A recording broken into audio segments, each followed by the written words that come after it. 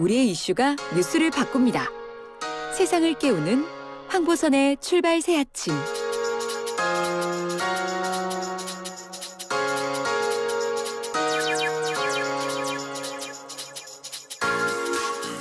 네, 지난달 4.7 재보선 선거 참패 후 조직 정비 또 새 지도부 구성을 서두른 더불어민주당 최근 전당대회 통해서 새 당대표 그리고 새 최고위원 5명 뽑았습니다.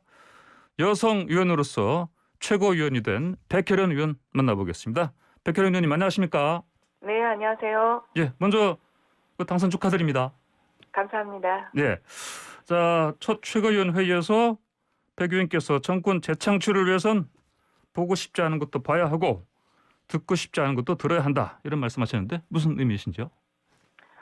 대선이란 게 모든 정당이 그렇지만 지지층만으로는 이길 수 없습니다. 그러니까 네. 정권 재창출을 하려면 지지층 확장이 필요한데요. 그러기 위해서는 좀 더 균형도 필요하고 개혁을 추진하는 데 있어서 과정과 절차도 신경 쓰고 우리가 그동안 놓쳤던 민심의 쓴소리에도 귀를 기울여야 될 필요가 있다는 겁니다. 그러니까 예. 우리 시각으로만 보이지 않는 부분들이 있었을 수 있고요. 그런 부분들에 좀 더 관심을 기울여야 한다는 의미라고 생각하시면 될 것 같습니다. 예, 알겠습니다. 자, 그 관련해서요. 이제 새 지도부 지금 출범했는데 뭐 불편한 동거가 시작됐다 이런 논평도 좀 보이고요.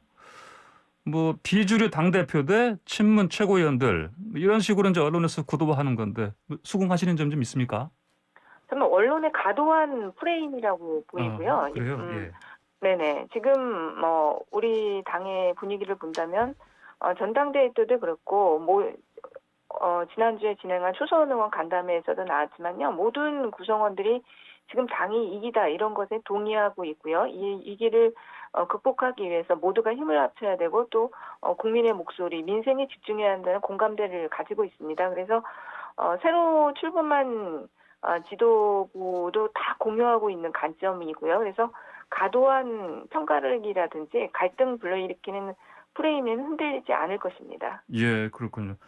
그런데 또 이제 이게 백 의원님 빼고는요, 그 최고 득표로 이제 당선된 김웅민 의원 같이 뭐 친문으로 지금 최고위원들이 다 구성되어 있다. 그래서 이제 백 의원님은 좀 목소리 내기가 쉽지 않을 것 같다. 또 이런 뭐 어떤 뭐랄까요 예상도 있는데 좀 동의하십니까?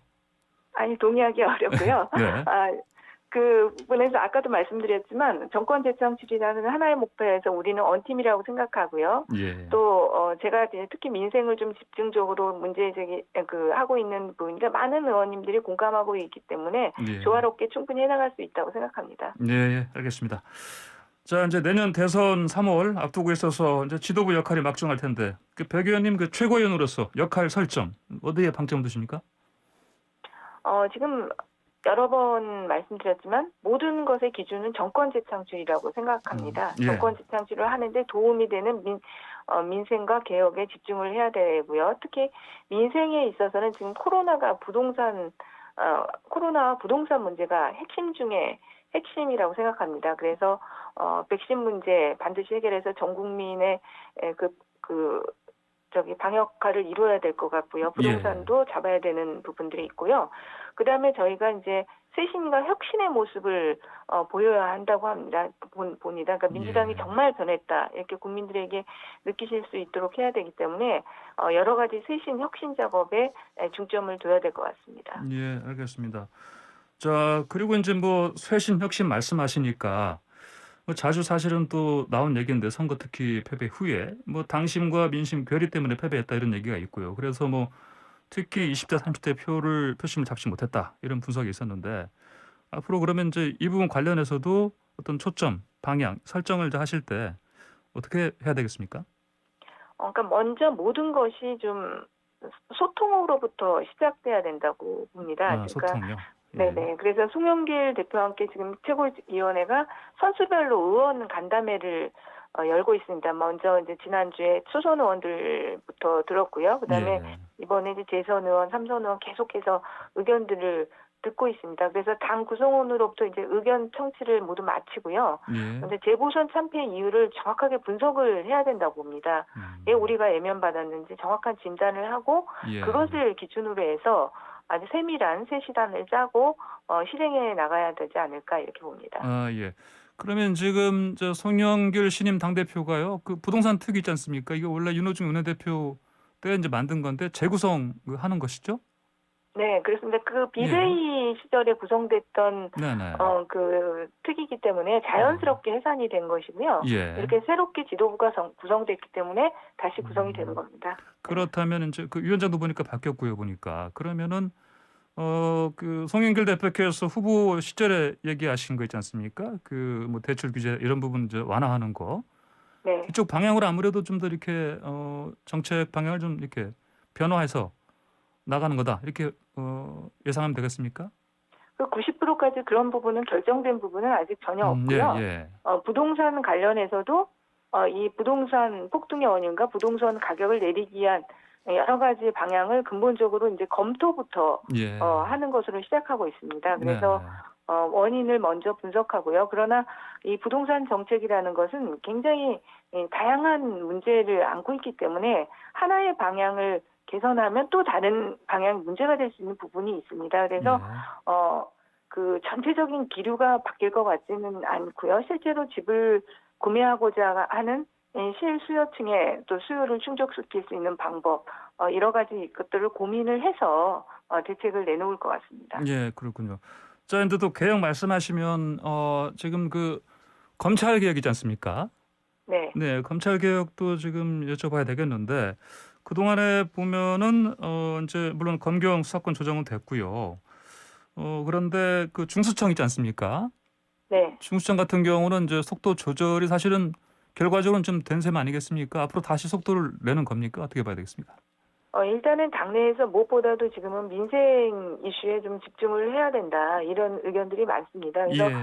검찰 개혁을 하지 말자는 것은 아니고요. 검찰 예. 개혁을 계속적으로 해나가야 되지만 아, 예. 그것이 국민의 동의를 얻을 수 있고 지킬 수 있는 개혁의 방향으로 가야 한다는 부분이고요. 일단은 너무 지금 그 백신 문제라든지 부동산 문제가 전 국민적으로 심각하기 때문에 그 부분적으로 우선적으로 좀 추진을 하면서 함께 예. 이 검찰 개혁의 문제도 다시 방향을 정해서 나가는 것으로 그렇게 될 것 같습니다. 예, 알겠습니다.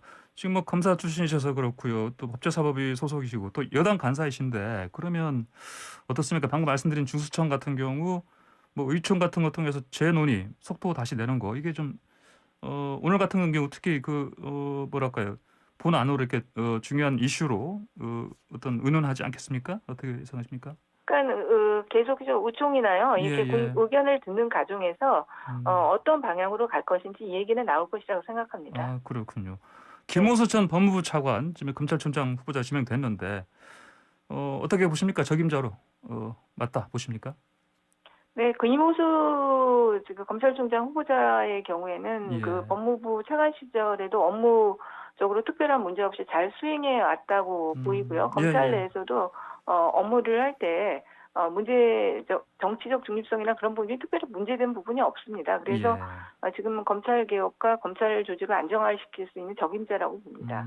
야당에서는 뭐 정권 호위무사 될 거다 이렇게 얘기하던데요. 그러니까 그 야당의 주장인데요. 예. 객관적으로 저는 제가 법사위에 있을 때 예. 계속해서 김호수 차관으로서 접대받고 업무를 같이 수행해 왔지만 예. 특별하게 정치적 중립성을 해치는 행동이나 그런 부분들을 한 것이 없다고 보이거든요. 그래서 네. 지금 저는 정치적인 공세라고 보입니다. 아, 예, 알겠습니다. 자, 그리고 청문회 좀 여쭤볼게요. 그 엊그제 이제 장관 후보 5명은 이제 청문회가 이루어졌고 오늘부터 이제 이틀 동안 이제 김부겸 총리 후보자 인사청문회가 있는데 어떻습니까? 그 5명 장관 후보자 가운데 3명에 대해서 이제 야당에서 부적격 판정을 내렸고요. 그러면은 또 이번에도 혹시 여당 내부에서 이들 3명 그냥 뭐 야당 그 동의 얻지 않고 이른바 야당 패싱하면 민심 회복하는 데 좀 큰 부담 되지 않겠나 이런 분위기는 없습니까? 지금 저도 5명의 후보자가 제가 소관상임위가 아니기 때문에 예. 몇 면을 다 제대로 정확하게 그 사안이나 이런 것을 다 검토하지는 못해서 말씀을 드리기는 좀 어려운데요. 예. 그 소관상임위에서 그 청문회 과정에서 제가 듣기로는 그렇게 도덕적으로 문제가 되는 부분은 없었다고 알고 있습니다. 그러나 어쨌든 야당에서 이렇게 반대를 한다면 그런 여러 가지 점들을 고려를 해서 예. 결정을 하지 않을까 싶습니다. 오늘쯤엔 뭐 지도부에서 좀 내부 논의 좀 하시는 상황인가요? 어떻습니까? 이 각 상임위별로 그 부분은 일단 상임위 중심이기 때문에요. 네네. 이 부분은 상임위가 우선적으로 그 논의 과정의 중심에 설 것 같고요. 지도부 예. 자체가 그 청문회 관련해서 이렇게 논의를 하지는 않을 것 같습니다. 알겠습니다. 자, 대선 주자들 좀 볼게요. 이낙연 전 총리, 정세균 전 총리가 그 출마 선언을 좀 늦추는 분위기 같습니다. 아무래도 뭐 대선 경선 그 연기 가능성 때문 아니겠습니까? 지금 근데 대선 연기, 그러니까 경선 경선 연기요? 연기의 예. 문제는 공론화된 적이 아직은 없습니다. 그렇습니까? 예. 정해진 룰이 이미 당원 당규에 있기 때문에요. 예. 그 후보 간 이해관계에 따라서 경선을 연기하려면 그 과정 속에서 불필요한 논란이나 분란이 발생할 수 있습니다. 그래서 아직까지 공식적으로 한 번도 예. 경선 연기에 대해서는 논의된 바가 없습니다. 예. 이게 아무래도 이제 2월이었나요? 그때 한번 친문 진영 중심으로 뭐 나왔던 걸로 제가 기억해서 여쭤본 건데, 그러면 백 의원님께서는 또 개인적으로도 이거 뭐 연기하는 거는 맞지 않다 이렇게 보십니까? 그러니까 당원 개정사항이기 때문에요. 예. 지금 그 특별한 분명히 당원 개정 절차를 걸쳐야 되고요. 아직 공론화된 부분이 없기 때문에 예. 원칙적으로는 당원을 지키는 것이 맞다고 보이고요.